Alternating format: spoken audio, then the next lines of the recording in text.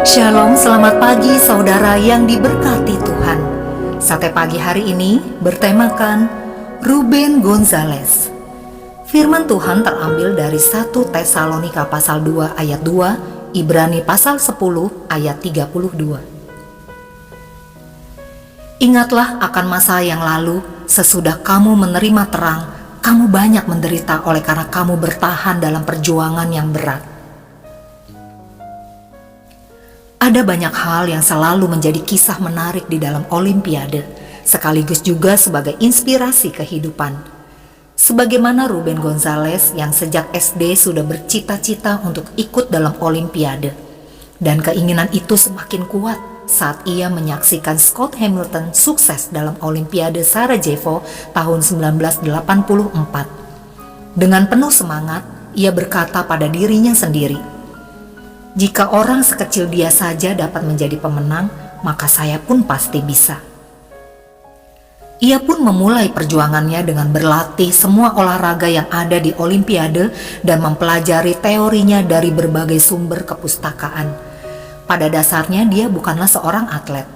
Ia hanya seorang anak yang menyadari bahwa di dalam dirinya tersimpan suatu kekuatan yang tahan menghadapi segala tekanan, pantang menyerah, dan konsisten. Di sekolah pun ia dijuluki bulldog, yaitu tidak mudah menyerah. Dari sinilah ia kemudian menantang dirinya sendiri dengan mencari olahraga yang paling sulit, olahraga yang membuat orang bisa menyerah. Dan ia pun tertarik dengan olahraga Luke, yaitu sejenis olahraga es yang sangat berbahaya. Ia mendaftarkan diri, namun ditolak karena usianya sudah 21 tahun, sedangkan sekolah tersebut melatih orang di bawah usia 10 tahun. Tetapi dengan segala usahanya, akhirnya ia diterima.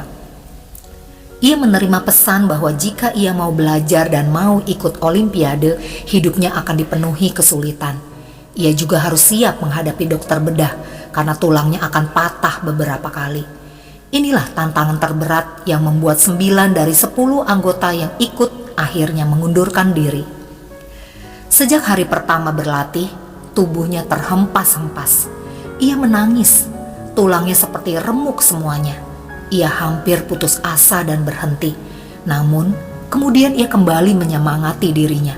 Tak peduli betapa sulitnya, tak peduli bagaimana hasilnya, saya harus terus melakukannya. Berkat kerja keras dan perjuangannya, pada tahun 1988, ia diberi kesempatan mengikuti Olimpiade musim dingin di Calgary dan menjadi pemenang di 3 Olimpiade berikutnya.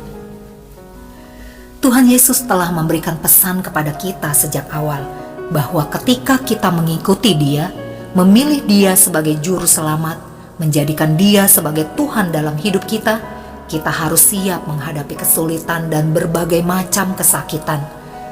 Pesan ini tidak diberikan untuk menakut-nakuti orang percaya, tetapi sebagai suatu pesan di awal supaya kita mempersiapkan diri secara lahir batin untuk menghadapinya. Ada begitu banyak orang yang pada akhirnya memilih untuk mundur dari imannya karena tidak tahan pada penderitaan yang dialami. Paulus memberikan kita dorongan dan semangat untuk tetap memperjuangkan iman kita hingga akhir. Sepahit apapun yang kita hadapi, percayalah bahwa tangan Tuhan tetap menolong kita. Tetaplah berjuang dan jangan pernah menyerah, karena tangan Tuhan yang perkasa senantiasa menyertai kita. Amin. Mari kita berdoa. Bapa Sorgawi, sepahit apapun perjalanan hidup yang kujalani saat ini, aku akan tetap berjuang dan tidak akan menyerah sampai akhir. Di dalam nama Tuhan Yesus, aku berdoa. Amin.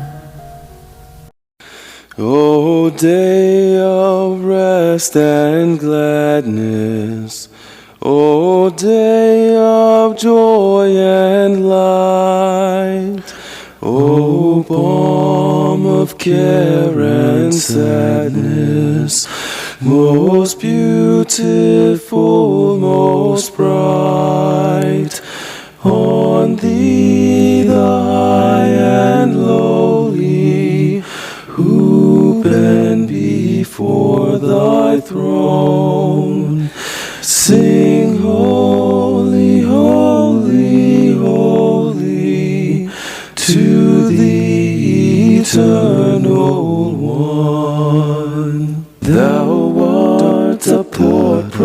protected from storms that round us rise.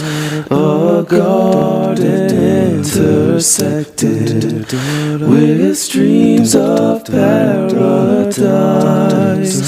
Thou art a cooling fountain in life's dry, dreary sand.